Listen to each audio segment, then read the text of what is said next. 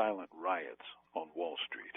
With the fall of Lehman Brothers Holdings, a major American financial securities firm, the other shoe hits the floor.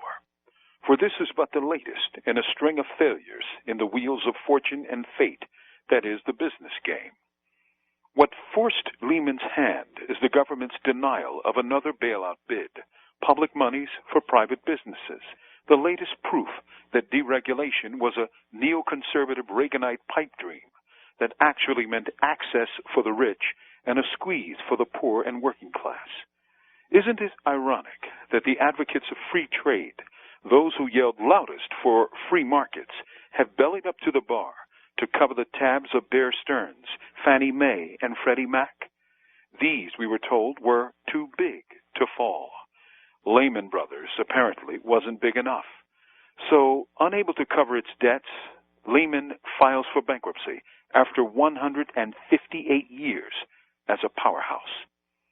Wouldn't it be nice if the same government that bailed out Bear Stearns, Fannie Mae, and Freddie Mac bailed you out? No such luck. For several years ago, Congress passed a repressive, restrictive bankruptcy bill that made it harder for people to discharge their debts. Guess who one of the biggest supporters of the new bankruptcy bill was? None other than Delaware Senator and Vice Presidential candidate Joe Biden. Biden was so chummy with the big bank types who supported the bill that he was called Senator MasterCard. The same government that made bankruptcy so hard for regular folks bailed out multi-billion-dollar businesses with a drop of a hat.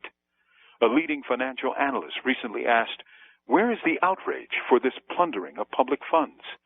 He couldn't understand the silence. Perhaps much of it can be attributed to the warped media that keeps people hypnotized by trivia and inanities. For those who claim to be conservatives and ideologically anti-socialist, how can they not protest this socialized protection of private wealth and corporate risk with public monies? The silence is deafening. From Death Row, this is Mumia Abu Jamal. These commentaries are produced by Noel Hanrahan for Prison Radio.